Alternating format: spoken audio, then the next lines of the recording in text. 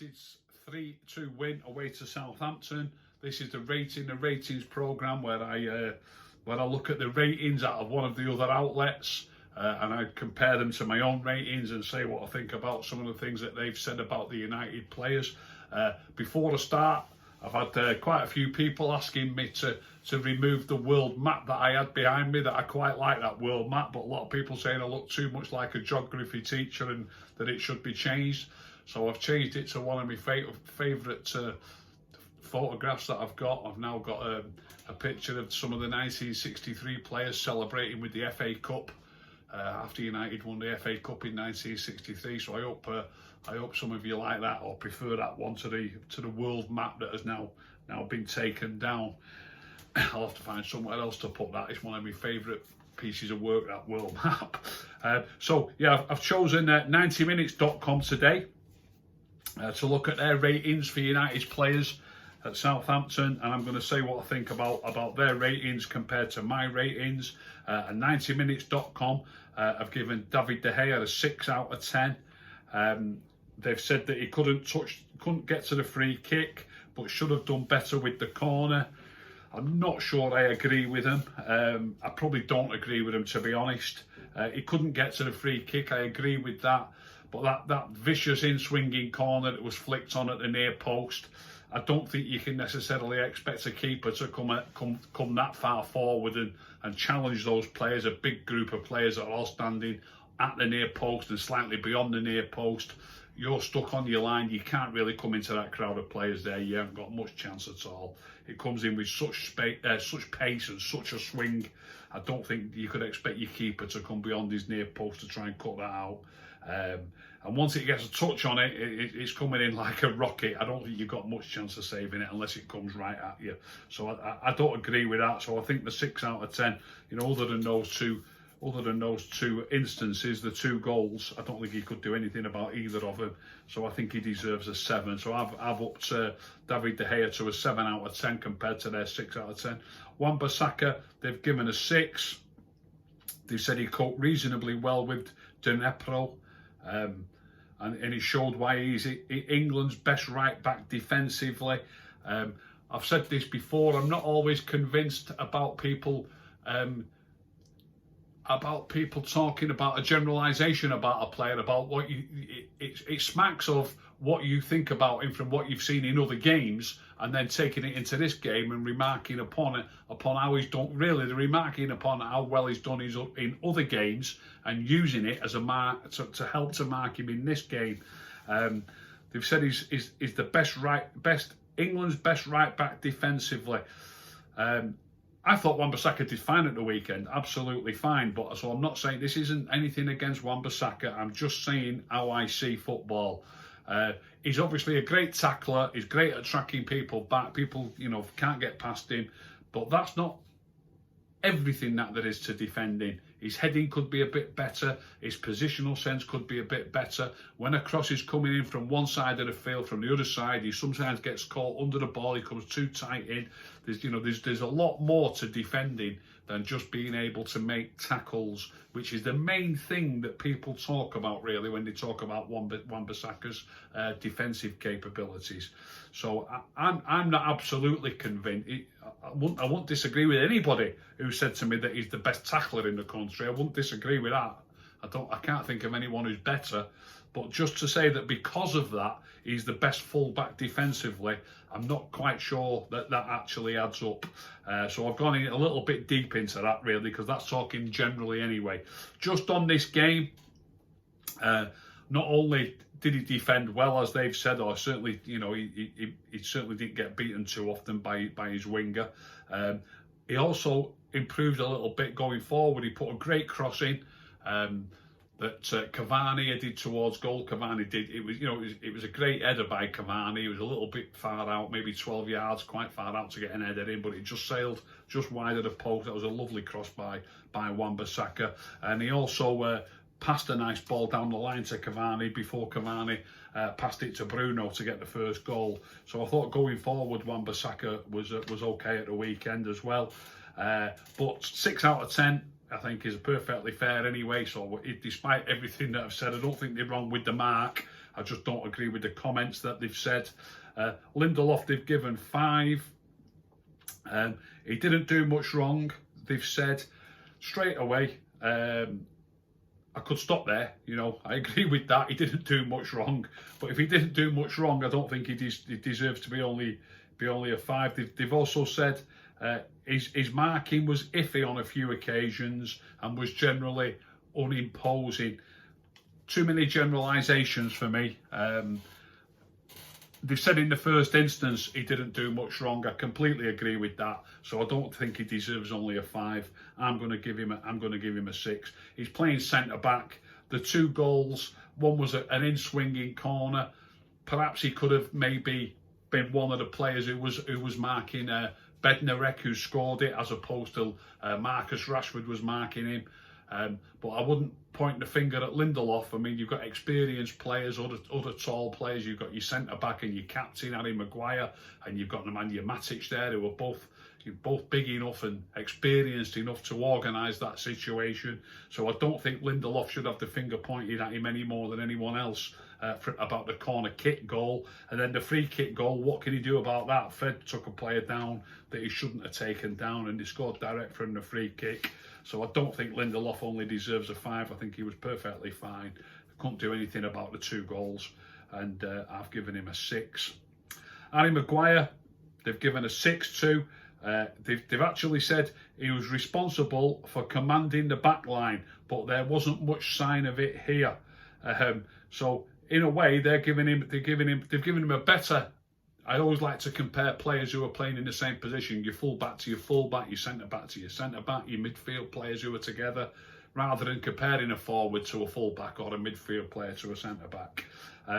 So they've said he was responsible for commanding the back line, but there wasn't much sign of it here. They seem to have given him a worse comment than Lindelof, but a better mark. They've given him a 6. They've also said he was probably relieved that Danny Ings wasn't playing. I'm sure that applies to all the defenders. I think a 6 for Harry was fine, but I certainly don't think he was worth any more than Lindelof. So 6 each. All the back 4 have got a 6 really. They've given Tellez a 6. He looked bright down the left, and he was reasonable defensively without pulling up any trees. I think I can agree with all that. I've not got a problem with that. They've given him a 6. So I've given all the back 4 a 6. They gave all the back 4 a 6, except Lindelof, who they gave a 5 to. I don't think Lindelof deserved to be marked any lower than his teammates at the back. So all the back 4, a 6 out of 10 off me. And as I say, just the one, Lindelof, got a 5 off 90 minutes. Into the midfield, they've given Nemanja Matic a 6. I've given him a 7. Lots of people will be saying you're bound to mark Matic up. He's one of your favourite players. He's one of my favourite players because I believe he's one of the best players. It's as simple as that. No other reason. And I will explain why. There is an explanation upcoming.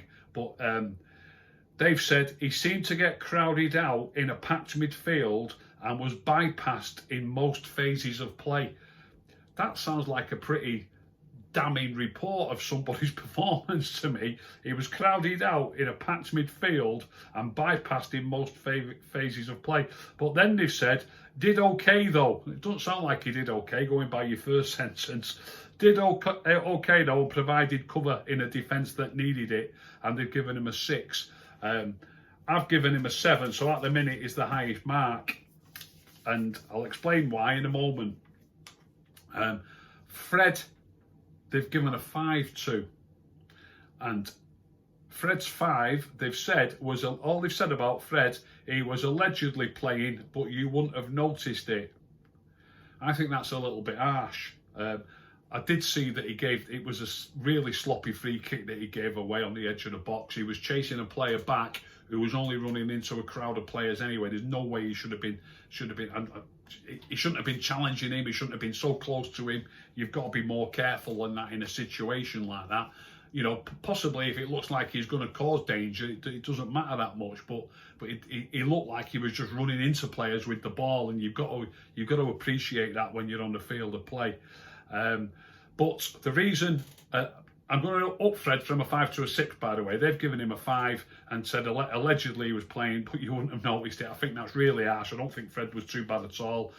I'll give him a 6. And like I said earlier about comparing the players, I've given all the back four a 6. I think the back four, all did okay, not a problem.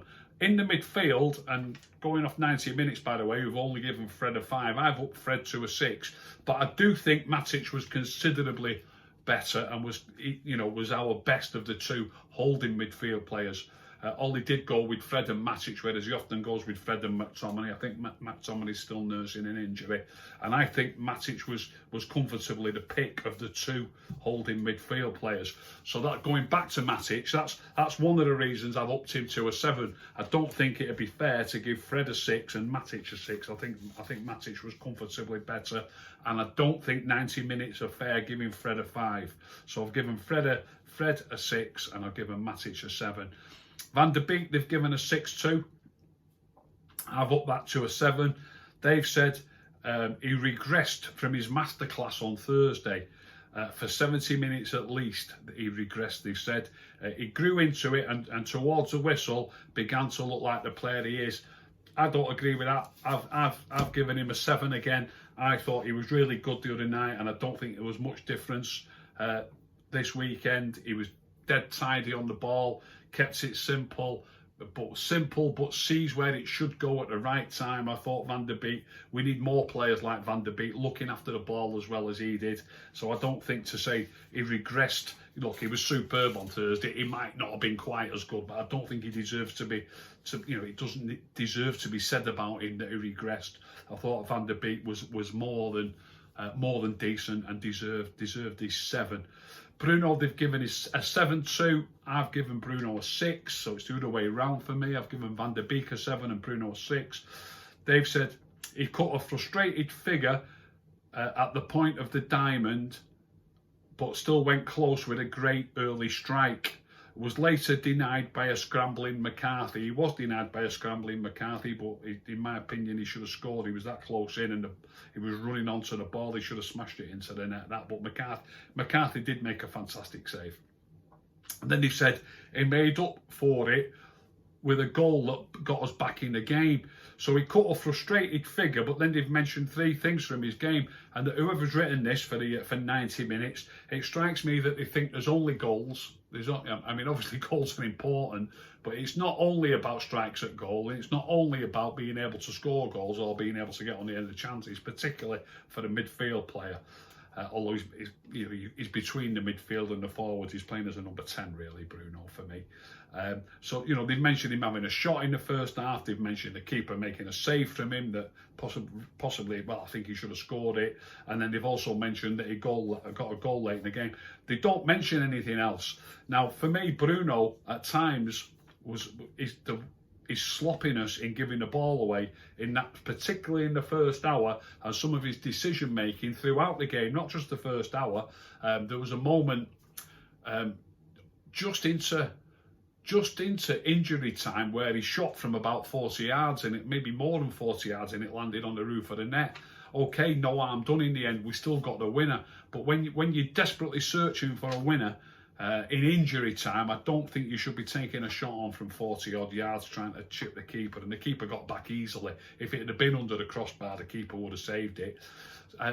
One of my pet hates is when I hear a commentator say, "Oh, that was a clever." I'm not saying this commentator said this the other day, but I do hear him say this. When somebody takes a shot on from 40 odd yards or 50 yards and try to get it over the keeper, they nearly always say, "Oh, what a clever effort that was, well spotted." And as far as I'm concerned, probably 8 times out of 10, the keeper's not troubled by it. The keeper isn't really that far out of his ground, and it'd be an almost impossible shot to get it over him and to get it in the back of the net. Now, like I say, I'm not saying they said it was a clever effort on this occasion, but they often do. And it's not a clever effort, it's stupid. The keeper was going to, if it would have been on target, if it would have been just underneath the crossbar, the keeper would have caught it. But it went over the bar and landed on the roof of the net. As I say, no harm done really on that occasion. We did go on to get the winner, and we only had a few minutes to play, or a couple of minutes. But not just that. I mean, the first half, a couple of silly flicks. One silly flick by Bruno led to them getting a free kick. that led to the corner, that led to the goal. So Bruno, I've given Bruno a 6. They're saying his goal got us back in the game. His goal did get us back in the game, and they've given him a 7 because of that. But in my opinion, without his goal, and he got an assist as well, don't forget, without his goal and his assist, I'd have been marking him down as a 4 or a 5. So I've given Bruno a 6. So that's up from what he could have done. Mason, they've given 5 to. He summed up United's half by going around McCarthy, but it's in the side netting, they said. Then they've said lively on his return, but lacks sharpness in front of goal. Lively, but lacks sharpness. I don't know if that's a contradiction. Possibly it is. But he was subbed at half-time. Obviously, Cavani showed him how it should be done and how he should play when he came on. I don't think I disagree. I don't really agree with what they said about him, but his 5 out of 10, I think, is worthwhile. I think that's probably right. Marcus Rashford, they've given him a 7 out of 10. I've given Marcus a 6. They've said he caused some problems, but fluffed the real chances that came his way. Could have set Cavani up for a tap-in. I actually noticed Cavani was fuming when he didn't pass it to him, by the way. But shot at the keeper. Eventually atoned with a great cross for the winner. It fascinates me when people say that. Again, this is not a stab at him. It really and honestly isn't. I see this a lot. I see it a hell of a lot with lots of players. It was a good ball in, and Cavani did score the goal from it. But you see lots of good balls into the box that strikers don't get on the end of, no matter how good the ball is. No matter how good the ball is into the box, the striker sometimes heads it wide or heads it too close to the keeper, and the keeper saves it. And they might, what these are doing, the trap. I think it's wrong. The trap that they're falling into is marking him up because Cavani scored. You know, so if Cavani would have headed it at the keeper, that cross probably wouldn't get a mention, and he wouldn't get. It could be the exact same cross, but the striker actually gets onto it and scores, which puts Marcus's mark up. But what if he'd have missed it? It wouldn't have counted. I don't get it, mate. Look, you've got to get plenty of good crosses into the box. You've got to get plenty of good passes into the box. But when you put a good cross in, if somebody scores it, it's a bonus for you that he scored it. Plenty of good crosses go into the box and the strikers don't score. So I just find it interesting the way they say that. But anyway, they've given him 7 out of 10. They've said themselves that he caused some problems, but fluffed the real chances that came away. I don't think Marcus was worth a 7. I'd give him a 6. And maybe I'd only give him a 6 as he played the full 90 minutes, and he did get that crossover in the end that got the winner. Obviously Mason only played the first half. I don't think there was much between Mason and Marcus in the first half. I really don't. He could, obviously Matt, as young as he is, he's the senior player out of those two. If you didn't take that into account, it would have been easy to substitute Marcus at half time as opposed to Mason. But he did play the 90 minutes. He did get that crossover. So I'm going to say a 6 for Marcus. I don't normally rate the substitutes. As you know, I always just do the 11. Unless a sub comes on particularly early. I usually mean the first half. But I suppose I've got to mention Cavani. Cavani came on at half time. He obviously got a full 45 minutes. Scored 2 goals. Got 1 assist. I often say, people might say you're contradicting yourself. I'm not contradicting myself. Goals do count, they are important, but to come on at half time, don't forget he's not played 90 minutes. If he'd scored 2 goals and got 1 assist in 90 minutes, I might be saying, he could have played a lot better. But to come on at half time at 2-0 down, get 2 goals and an assist is a brilliant effort, and I think they've given him an 8, by the way. 90 minutes have given him an 8. I think all the outlets nearly always rate the subs. I don't always rate the subs. But they've given him an 8. I definitely agree with at least an 8. And if ever there was an 8 bordering on a 9, I would say that was it. So I'd settle for the 8, but definitely bordering on a 9. So that's that. That's rating the ratings for tonight. I'll be putting a poll up on Twitter later. I'll put 4 players on there that people can vote on. Whichever player comes out on top will be the subject of player in focus tomorrow evening. So that'll be on Twitter later tonight. You can vote on that. Whichever player wins will be player in focus tomorrow. I'll look forward to that. If you enjoyed that show, please smash a like on the video. Please subscribe. Let me know in the comments what you think about the background now. See if you want it changing again. And tell all your friends if you enjoyed it. If you didn't enjoy it, don't tell anyone. Keep stum.